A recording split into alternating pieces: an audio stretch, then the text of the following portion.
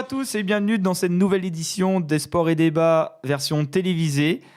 Après la version radio, cette fois-ci c'est la télé. On en a parlé la semaine dernière. Et cette fois-ci, nous allons parler de la Chine. Est-ce que c'est le nouvel Eldorado du football ? Réponse avec nos chroniqueurs. John, salut John. Salut Aurélien. Et Simon. Ni hao ben nao, salut à tous. Toi, t'es vraiment dans le thème. Ah bah, c'est pratiquement les seuls mots de chinois que je connais. Et ça veut dire ? Bonjour, ça va bien ? Voilà. Comme quoi, c'était le plus important. Bah oui. Alors, tu l'as très bien introduit, ce thème, Simon, puisqu'on va parler de la Chine, je l'ai expliqué comme question. Et chers internautes et téléspectateurs, vous pouvez aussi faire part de vos réactions sur la page Facebook de l'émission et aussi sur YouTube. Simon, nouvel Eldorado du football. Alors déjà, qu'est-ce qu'on connaît du football chinois actuellement, que ce soit dans le championnat, sélection, etc. Bah, à mes yeux, personnellement, je ne connais pas grand-chose. Je l'assume par rapport à la Chine, que ce soit par rapport au championnat et à son équipe nationale. Même si je me souviens qu'elle a réussi à battre la France, c'était il y a 8 ans. Mais sauf que la France n'était pas tellement tip-top à ce moment-là. Et concernant son championnat, je remarque juste que depuis quelques temps, il arrive à attirer des grands joueurs, notamment en proposant des salaires, excusez-moi l'expression, très, très astronomiques. John. C'est à peu près pareil que Simon, je connais pas grand-chose. La sélection, les matchs amicaux qu'on entend parler, la Coupe du Monde, tout ça. Championnat, pareil aussi. Donc les grands joueurs qui viennent après leur club en Europe, ils viennent en Chine. Par exemple, je prends un exemple tout récent. Un joueur qui a failli aller jouer là-bas, Aubameyang, qui a failli quitter Dortmund pour aller en Chine. Du coup, il a eu une proposition d'Arsenal, du coup, il est resté à Arsenal. Il y a l'ancien joueur. Il est allé à Arsenal, il n'est pas resté. Il est allé à Arsenal. Il y a donc les joueurs qui sont allés en Chine, les grands joueurs, Hulk, Oscar, qu'on connaît, Lavezzi, l'ancien joueur du PSG qu'on connaît aussi, qui sont là-bas. Donc, c'est vrai que de plus en plus, il y a des grands joueurs qui vont là-bas et je trouve que c'est bien pour la Chine. Est-ce que tu connais les noms des clubs ou pas ? Oscar et Hulk, donc c'est Shanghai SIPG. Voilà. Alors c'est les premiers ce sont les premiers du championnat. Donc après, elle avait dit c'est le eBay China Fortuné. Alors est-ce que tu sais aussi quel joueur joue dans ce club ? Un ancien de Ligue 1 qui a joué à Lille puis à l'AS Rome et qui est ivoirien. Mbia ? Non, parce qu'il joue à Séville. Je sais pas du tout. Enfin, il a joué à Séville, mais il a été dans le championnat chinois, si je ne m'abuse. Gervinho.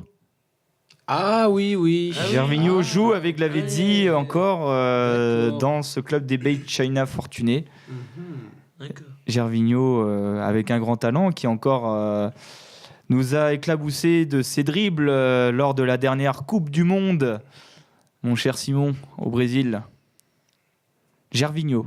Ouais, c'est vrai, oui. Mais bon, après, la Côte d'Ivoire n'était pas forcément qualifiée pour le tour suivant. Ouais. Mais bon, au moins, ça lui a permis de se révéler ou de se révéler. Oui, après, il s'est révélé plutôt en Chine, après. Ouais, ça montre qu'un championnat comme ça peut permettre à des joueurs comme lui de se révéler et de progresser encore, oui. Alors, dans ce club des Bay China Fortuné, il y a aussi un joueur qui est arrivé il n'y a pas longtemps, un Argentin qui était au FC Barcelone. C'est pas Mascherano ? Si. Ah. Bravo, bonne pioche. Quand tu parles d'Argentin du Barça qui est allé en Chine, mis à part Messi, qu'est-ce qu'il y avait C'est Mascherano. Messi est allé en Chine, non ? Non. C'est ce que tu dis dans ta phrase ? Non, pas du tout, non. Non, ce que je disais, c'est que mis à part Messi comme joueur argentin au Barça, avant, il y avait Mascherano. C'est ça que je voulais dire. Oui. Non, parce que je comprenais plus trop ce que tu disais. J'étais un peu perdu. Là. Est-ce que Mascherano était avant Messi, alors que Messi est formé au Barça Bon, bref, c'est pas grave. On t'en veut pas. Il y a aussi un ancien joueur de la Lazio, brésilien, Hernanes. Je sais pas si vous vous souvenez. Si. Très grand joueur aussi. Ça fait comme 4 grands joueurs étrangers dans un club. Et pourtant, ils sont pas premiers. Et non seulement des grands joueurs, mais aussi de bons entraîneurs, parce que je vois sous mes yeux qu'il y a quand même de grands noms qui sont dans les staffs de ces équipes. Est-ce que tu peux nous les citer? Regardez sur l'équipe de la Vezzi, l'Ebay China Fortuné, c'est Manuel Pellegrini, le coach. Eh oui, c'est vrai. Et oui, Paolo Bento de Chongqing Lifan, l'ancien sélectionneur du Portugal. Capello qui entraîne un Kardec. Qui supervise le Jiangsu Suning. Et c'est tout. Et oui, et dans le passé, il y a eu aussi un coach français là par contre au niveau de l'équipe nationale, c'était Alain Perrin. Eh oui, c'est vrai. Eh oui. C'est bien, tu as bien retenu ta leçon. Justement... tu as gagné un goûter. Ouais. J'avais oublié de l'évoquer tout à l'heure. C'est vrai. Mais bon, en tout cas, tu parlais de Fabio Capello au Jiangsu Suning, c'est ça? Oui. Eh bien, au Jiangsu Suning, il y a Alex Teixeira qui avait été acheté pour 26 millions d'euros, qui a joué à Donetsk. Et Ramirez avait joué avant dans ce club, qui avait joué à Chelsea. Ah oui, Ramirez, oui. Ouais, donc, il y a quand même eu de grands joueurs. Quand même pas mal de grands noms. Oui. Un ancien joueur de Chelsea joue là-bas. Tianjin Teda, c'est John Michelobi, donc qui est un peu le métronome de l'équipe du Nigeria, qui sera, je pense, présent lors de la prochaine Coupe du Monde en Russie. Normalement, oui. Parmi les grands noms, un qui est arrivé en janvier, qui a joué en Ligue 1 à Sochaux. Et qui jouait au Villarreal. Au Ligue 1 à Sochaux, qui joue au Villarreal. Ouh. Cédric Bakambu. Ah oui. Qui a marqué de nombreux buts dans le championnat espagnol, qui est arrivé au Benji-Guoan pour un grand prix, pour une somme assez astronomique, comme tu le disais tout à l'heure, Simon. Et qui, d'ailleurs, dans le dernier match pour cette équipe, donc il joue en vert, il a marqué un but de la tête assez rageur de l'égalisation. Comme quoi ils savent s'investir aussi, les joueurs, les stars, dans le Chinese Super League.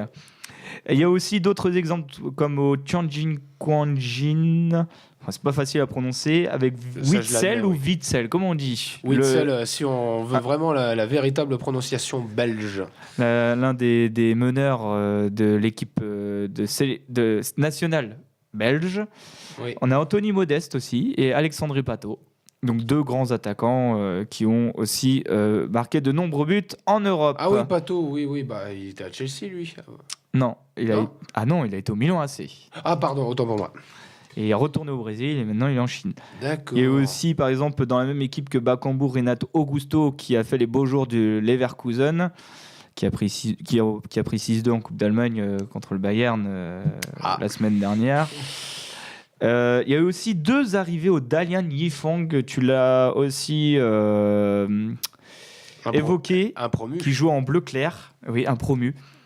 Carrasco et Gaëtan, du même club, l'Atlético de Madrid, le club de Griezmann. D'accord. Ah, ça, je l'ignorais que Ferreira Carrasco est parti en Chine. Et c'était en janvier aussi, en janvier dernier. Lors du mercato, quoi.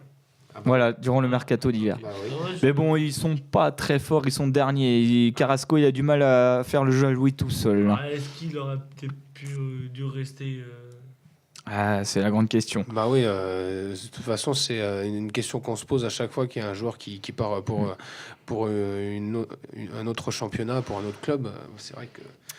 notre championnat, ça va, mais quand il quitte le championnat d'où il est pour aller dans un championnat où on n'entend déjà pas trop parler, donc le championnat chinois, on n'entend pas trop parler, surtout que tu me dis qu'ils sont derniers, donc ils vont descendre.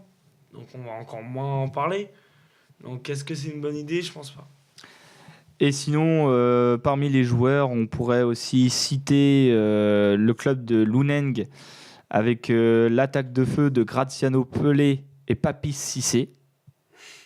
Non, c'est vrai. Non, mais c'est une attaque de feu. Martins, qui est rendu aussi en Chine, qui jouait à la MLS, on l'a évoqué la semaine dernière, Oui. et qui était d'une des stars de Seattle, eh bien maintenant est arrivé aussi en Chine. Et parmi les grands joueurs, on pourrait aussi citer Jelavic, un des grands espoirs croates, ou du moins ancien grand espoir croate. Et aussi, on pourrait aussi citer un ancien joueur de Ligue 1, ancien joueur du FC Lorient, grand buteur. Aboubacar. Non. Ah, non. Aboubacar est toujours à Porto. Ah, pardon. Ouais, il est toujours important. Ah, non, c'est pas Waris puisqu'il est encore, lui. Alors, Il a joué à Reims. C'est un globetrotter du championnat français. Ligue 1 et Ligue 2. Ah oui, là c'est... Mukanjo. Ah oui, Benjamin Mukanjo. Dans un autre club de Pékin. D'accord. Ah bah oui, parce que c'est vrai qu'il y en a deux à Pékin, oui. Exactement. Et comme disait John, c'est un peu le même cas qu'aux États-Unis. Il y a plusieurs clubs par ville parfois.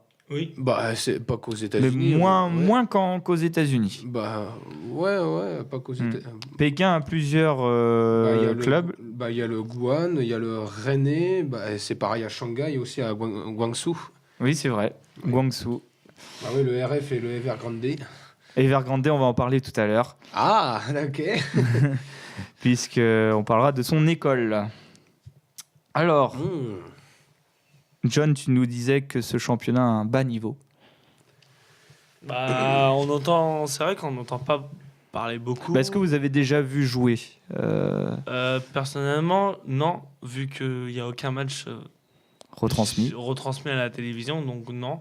Mais quand je vois un match de la sélection chinoise, c'est pas un énorme match quand on voit les matchs, même que ce soit masculin ou féminin, les matchs sont ennuyeux et je pense que voilà quoi, ils ont du mal. Oui, mais ils ont peut-être du mal en même temps, c'est parce qu'ils sont au début de la croissance, au début de leur croissance au niveau du jeu. Mais bon, une équipe comme ça, que ce soit au niveau masculin et au niveau féminin pour les Chinois, ça se construit sur long terme. Mais bon, c'est vrai que c'est comme pour les États-Unis, comme on l'a dit la semaine dernière, c'est toute une structure qu'il faut construire en Chine. Mais certes, ils attirent déjà des grands joueurs étrangers, mais il faut aussi qu'ils développent les bases pour bâtir non seulement des équipes assez réputées avec des joueurs fabriqués 100% chinois, pardon, à deux doigts de faire le lapsus, et aussi pour bâtir une équipe nationale, quoi. Alors, tu parles de l'équipe nationale qui est pas très bonne. Au classement FIFA, ils sont vraiment pas très bons. Ils sont 77e, si je ne me trompe pas. Alors, à vérifier sur l'image qu'on va passer à l'écran, puisque la Chine est au niveau, par exemple, de l'Ouganda. De l'Ouganda. Voilà. Ah, alors, je crois qu'ils sont 77e. Je ne savais pas qu'il y avait une équipe de foot en Ouganda. Ouais, mais je trouve qu'ils sont bien développés quand on regarde le classement, parce que la Chine, par exemple, est 69e. La Russie. À vérifier, bien évidemment. Parce à l'image. Oui. Mais ouais, la Chine n'est pas forcément la plus bien classée pour un pays qui veut se développer dans le football. Et rappelons aussi qu'ils ne participent pas à la Coupe du Monde depuis 2002. Depuis le 2002, oui. Mais bon, c'est vrai qu'ils ont participé qu'une fois. C'était en 2002. Voilà. Donc, ils ont beaucoup de mal à... Voilà. C'est vraiment au début de leur développement, mais c'est vrai que sur le long terme, il faut voir, il y a un potentiel à exploiter. Et d'un autre côté, pour vraiment développer cette équipe, il faut quand même appel depuis quelques années à de bons entraîneurs. Certes, il y a eu Alain Perrin, comme évoqué tout à l'heure, et actuellement, c'est Marcelo Lippi.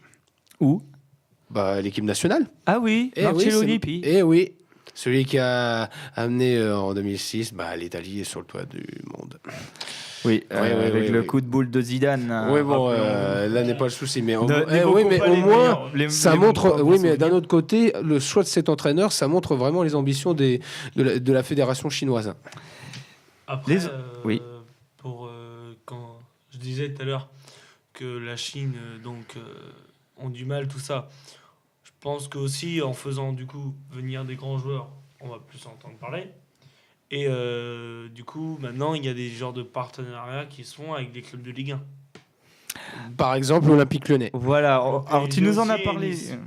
Ah oui, alors est-ce que tu pourrais, Simon, déjà parler du cas de l'Olympique Lyonnais? Tu nous as quelque peu évoqué la semaine dernière avec la Major League Soccer. Bah justement, ce cas de l'Olympique Lyonnais, c'est dû au fait qu'il y a eu des investisseurs chinois qui ont racheté une petite part du club à Jean-Michel Aulassin. Et par le biais de ce rachat, certes, les Chinois pourront investir au sein de l'Olympique Lyonnais, mais d'un autre côté, avec Jean-Michel Aulas, il y a eu la création d'un partenariat avec un autre club en Chine, je ne sais plus exactement le nom, où justement la méthode lyonnaise de formation des jeunes a pu être exportée au-delà des frontières françaises. Et ça, je trouve ça vraiment intéressant pour pouvoir développer la formation des jeunes à la française en Chine pour qu'ils puissent former leurs propres joueurs et pourquoi pas les retrouver à des niveaux certes internationaux, que ce soit au niveau asiatique et pourquoi pas au niveau mondial. John, tu parlais de Nice et du Paris Saint-Germain pour le cas français. Oui, déjà, il y a eu un match qui avait été mis à l'horaire de la Chine, qui s'était joué un dimanche à 13h, donc c'était Nice-PSG. Il y a eu sur les maillots floqués, donc pas le nom des joueurs, mais si le nom des joueurs, mais en chinois du coup. En mandarin. Ah oui, mandarin. Donc je pense que s'ils commencent à faire des partenariats donc comme ça, je pense que ça va faire un peu plus connaître la Chine au football. Je pense justement, il faut faire des partenariats comme ça. C'est vraiment, pour moi, j'imagine que John va être d'accord avec moi, le seul moyen pour permettre au football chinois de gagner en réputation, oui. Alors, je ne sais pas si on peut parler de partenariat pour le cas, mais plus de médiatisation. Ça, c'est plus un cas y reviendra, je pense, de tout à l'heure pour parler médiatisation. de l'avenir de ce championnat. Mais en tout cas, oui, vous avez eu raison d'évoquer le cas de Nice, puisque ce club a été aussi racheté en partie par certes par des Américains, mais aussi par des Chinois. Cela montre véritablement l'attrait des Chinois pour le football européen et afin d'importer ce mode de football en Chine pour pouvoir mieux le développer. Juste, oui, tu voulais dire quelque chose. Donc c'est vrai que ce qu'il disait Simon est pas faux. Moi je dis que les Chinois veulent acheter certains clubs de Ligue 1, c'est pas mal. Ça change des Américains, du Qatar, tout ça. Je pense que ça peut apporter un plus à notre championnat. Une autre vision peut-être. Ouais. En tout cas, la vision chinoise des choses aujourd'hui, pour développer le football en Chine, c'est tout d'abord une priorité nationale à la formation. Ah bah oui, ça, c'est pas faux, oui. Volonté du président. Ah bah oui, c'est pour moi une bonne décision, parce que certes c'est bien d'acheter des joueurs étrangers, par exemple comme on l'a évoqué précédemment, Witsel, Hulk, Oscar, je vois sur ta fiche. Ouais, il y a aussi bien sûr il y a eu Lavezzi dans le passé, il y a Paulinho. Non, Lavezzi est toujours. Non, mais dans le passé, justement, il a été acheté dans le passé, mais certes, il est encore, mais il est... Et Paulinho est retourné au Barça. D'accord. Mais le fait... ça, par contre, je trouve que c'est une bonne décision de la part du président de la fédération chinoise, parce que... c'est même le président chinois qui veut cette volonté de priorité nationale à la formation au football. Grand fan de football. À sa place, je me serais pas immiscé directement dans ces affaires-là, mais c'est plutôt une bonne idée, parce que c'est vrai que je l'ai dit, c'est bien d'acheter des joueurs étrangers pour pouvoir donner de la notoriété au championnat, mais il faut aussi former ses propres joueurs pour pouvoir certes développer les joueurs chinois, leur donner des opportunités de s'exprimer par le biais du jeu, mais aussi pourquoi pas les voir postuler, certes dans d'autres clubs, que ce soit en Chine, mais aussi dans d'autres championnats, et pourquoi pas, et c'est ce qui serait ne serait-ce que très très révélateur pour eux, pourquoi pas la sélection nationale. Ah oui, là par contre, c'est plutôt une bonne idée de la part du président chinois d'axer plus le football chinois dans le biais de la formation de ses propres produits, entre guillemets. Alors, ça se traduit par deux choses. Tout d'abord, on parle des joueurs étrangers. Vous l'aurez remarqué, le nombre de joueurs étrangers est limité par 4 par effectif pour chaque club de la Chinese Super League. Ah oui, Seulement donc 4. c'est vrai qu'il y a des quotas, mais est-ce que ça change par rapport au niveau européen? Parce qu'il y a aussi ce genre de quotas en France, et ça on l'ignore, mais je ne sais même pas si ça a changé, parce qu'ils exigeaient au moins 4 joueurs étrangers par équipe. Mais il faut savoir qu'en France, les joueurs, parmi les joueurs étrangers, ceux de l'Union européenne et d'Amérique du Nord ne sont pas considérés comme des joueurs étrangers.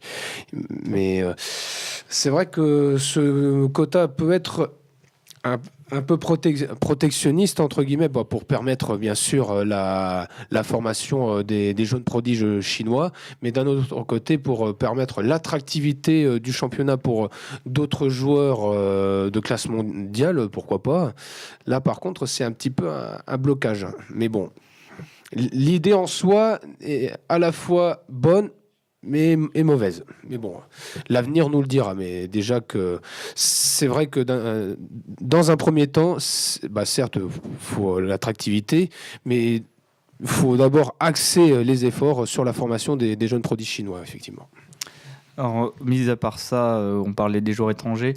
Il y a aussi la plus grande école de football du monde qui se situe en Chine, l'Evergrande Football School. Et c'est pour ça que je te disais qu'on reparlerait du Guangzhou Evergrande, qui a été plusieurs fois champion. Eh bien, ils ont créé leur école à coût de millions d'euros, mais c'est quand même 68 hectares, si je ne me trompe pas, avec des terrains et un partenariat avec le Real de Madrid. Ah, c'est un sacré partenariat là aussi, hein. Comme pour l'Olympique Lyonnais, certes c'est déjà pas mal en ce qui concerne la formation, mais ouais, ce partenariat avec le Real Madrid, qui est quand même, c'est pas n'importe quel club. Ouais, là par contre, ouais, c'est déjà un bon point, oui. C'est le même type de partenariat que tu as évoqué avec l'Olympique Lyonnais qui se fait avec le Real. C'est surtout pour la formation. Surtout pour la formation. Pour la formation, avec des entraîneurs venus du club. C'est vrai que c'est pas une mauvaise idée, parce que sur le plan européen, de la formation, l'OL et le Real sont quand même dans le top 3. Dans le top 3 ouais, formation. Oui. Ah oui. Oui. Pour la formation, oui. Hein. Après, il y a le Barça. Ah non, devant, il y a le Barça. Ouais. Ouais. Tu penses? Après, chacun. Si. Enfin, c'est un le Stade Rennais, non? Je dirais pas dans le top 10. Plutôt dans le top 10, voire top 20. Mais bon, c'est vrai que le Stade Rennais, d'accord, voilà. On a la confirmation du supporter fidèle. La confirmation du supporter fidèle. Mais pareil, la formation à la rennaise aussi réputée. Mais par contre, si un jour il y a un partenariat de fait avec le Stade Rennais pour la formation, qui sait, ça pourrait porter des fruits assez mûrs pour les Chinois, oui. En tout cas, comme l'a annoncé le président chinois, la volonté de remporter la Coupe du Monde 2026 avec l'équipe nationale. Oui. Là, par contre, je trouve que c'est un très, très, très, très, très, très ambitieux. Je dirais, pour moi, peu trop. Ouais, je dirais trop, oui, aussi. Pour moi, personnellement, je pense pas. Ah, pourquoi? Comme je te disais, la Chine n'est pas encore assez... Niveau football, ils sont pas assez bons encore. Ah, mais en 2026, est-ce que tu penses qu'ils auront les épaules pour remporter la Coupe du Monde 2026? Non. Faut savoir, tu nous dis oui, après tu nous dis non. En 2026, il y aura d'autres clubs donc classe mondiale comme l'Allemagne, tout ça. Club, sélection. Ah non, Sélection. équipe nationale, non. Ouais. C'est ce que je voulais. Sélection, du coup, C'est pas pareil. qui auront des grands joueurs qui évoluent en ce moment même dans les centres de formation des équipes nationales. Donc non, l'Allemagne par exemple, il y a des futurs prodiges, l'équipe de France aussi. Donc avant que la Chine gagne, pas avant, ouais non. 2026, je pense pas. Moi, c'est vrai que je pense aussi que le président chinois, il est un peu optimiste aussi là-dessus. Parce que une équipe comme ça se bâtit pas en moins de 10 ans. Ça demande beaucoup de temps. Ça demande vraiment beaucoup de temps. Mais bon, si ce qu'il a entrepris comme réforme au niveau du football porte ses fruits, je dirais pourquoi pas, mais je dirais plus pour les Coupes du Monde ultérieures, genre 2030, je dirais même jusqu'aux années 2040, mini-maxi. Je pense que Mini-maxi vers ces années-là. Pourquoi pas. Mais 2026, je trouve que c'est un peu trop optimiste. Je pense que avant que la Chine gagne la Coupe du Monde en 2026, qui comme il disait le président, je pense qu'il y aura d'autres pays comme par exemple, je prends des pays qui la gagnent pas beaucoup, qui l'ont même jamais gagné, et puis africains déjà. Parce que je pense que eux ils gagneront avant la Chine. Pourquoi pas des nations émergentes comme c'est justement, c'est vrai, il y a une bonne liste à évoquer. Mais bon, quoi qu'il en soit, moi je dis la Chine champion du monde en 2026. Franchement, j'y crois pas trop. En tout cas, cette sélection va essayer de se développer et c'est l'avenir faut qu'elle se développe, oui. qui se pose. Ils vont notamment, si vous le saviez, participer à la Copa América 2019. Ah bon? Oui, comme le Japon, comme le Qatar, les Émirats seront des pays invités pour cette Copa América. Des pays invités. Donc, en tout cas, sont annoncés comme invités. Donc, normalement. Mais est-ce que ça doit pas être dans la qualification, je pense. Oui, mais faudrait pas que ça reste des pays permanents sur cette coupe parce que ça enlèverait un petit peu de l'intérêt de la Copa América qui concerne exclusivement le continent américain. Sud-américain. Ah bon, je croyais que ça avait fusionné. Peut-être, je sais pas. Le nord et le sud. Vérifier. Quoi qu'il en soit, en tant que pays invité, pourquoi pas. Mais rien que pour le nom et le charme de cette compétition, vaut mieux qu'ils restent dans leur coupe d'Asie et d'Océanie, oui. C'est comme si que par exemple à l'Euro, on invite la Chine à participer. Ça serait un peu peut-être pas à l'Euro, mais par exemple dans la future Ligue des Nations. Ah oui. Ouais. C'est vrai.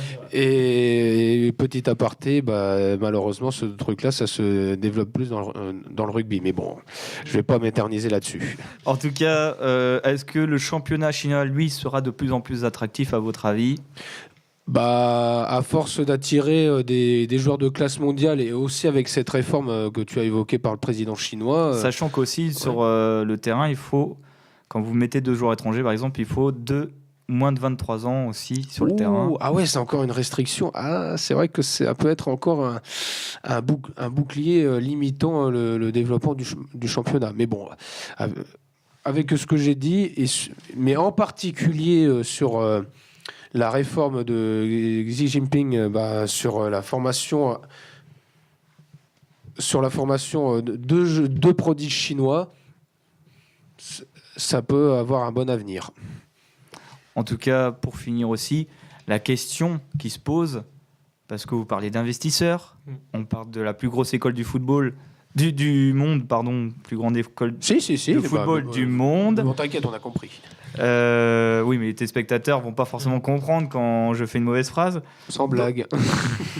Non, avec des millions d'euros, plus de l'achat de nombreuses stars, est-ce que finalement, à force d'avoir ce système, on peut pas présenter, ou du moins annoncer, qu'il peut y avoir certaines limites dans l'économie du football chinois ? Là, c'est pareil, comme évoqué la semaine dernière au niveau du championnat américain. Là, pareil, ils doivent développer que ce soit le merchandising, les sponsoring, les droits TV et aussi les revenus qui sont générés par les stades, que ce soit la billetterie, les produits dérivés, les restaurations, glou. Non. Ça montre que c'est comme pour les États-Unis et le Canada, la Chine doit développer une espèce de terreau économique permettant, ne serait-ce que d'avoir une base solide au niveau économique. C'est ce que fait par exemple l'Olympique Lyonnais par le biais de son stade. Ça montre que c'est un modèle que pourraient reproduire les Chinois à l'avenir, et notamment avec le partenariat qu'a fait l'Olympique Lyonnais avec un club chinois. Peut-être que ce modèle du stade privé et de financement du club, que ce soit les salaires, les transferts par le biais des portefeuilles des entreprises, ça pourrait être une base solide économique pour les clubs chinois à l'avenir et qui pourrait se développer à travers le pays. Déjà, pour se faire connaître, déjà commencer par transmettre des matchs. Retransmettre des matchs à la télévision. Donc toi, tu encouragerais ce qui s'est passé à Nice-PSG. Voilà, retransmettre. Ouais. T'inquiète pas, pas facile. T'inquiète pas, tu vas y arriver. On est à la télévision, mais quand même. Oui. Des matchs du championnat chinois à la télévision française. Pour connaître un peu mieux. C'est vrai, tu as raison, pour faire vraiment un coup de pub pour ce championnat. Mais bon, ça va être encore la question des droits télé. Mais bon, ça n'est qu'au début. Ça n'est qu'au début. Il faut laisser le temps se faire. Et qui sait, peut-être que moi je dirais, maximum 10 ans, normalement, il devrait y en avoir des matchs de championnat chinois qui seront diffusés en France et même, pourquoi pas, partout en Europe. Pourquoi pas. C'est comme ça qu'on peut conclure cette question. Donc, la Chine, nouvel Eldorado du football, oui ou non ? Moi, je dis pourquoi pas. Mais ça se construit sur le long terme. Il faut encore du temps. John ? Long terme aussi. Pour l'instant, pas encore. Dans quelques années, je dirais 20 ans. Dans 20 ans. Donc toi, tu dis 10 ans et toi 20 ans. Ouais, non, j'ai dit 10 ans minimum. D'accord. Ouais, minimum. 20 ans. Ouais, entre 10 et 20 ans, oui, ce serait... Là, on peut dire que le championnat chinois aura passé un cap. Merci, monsieur, de votre expertise. Messieurs, oui, j'ai dit monsieur, j'ai pas fait exprès. C'est pas grave. J'allais dire messieurs, j'ai pas fait exprès. Non, c'est pas grave, mais bon, au moins, on participe à l'enrichissement de ce débat et puis ça nous fait plaisir. C'est le mot de la fin et merci John à toi. Ouais. Et on se retrouve pour une nouvelle édition des Sports et Débats prochainement avec une nouvelle problématique.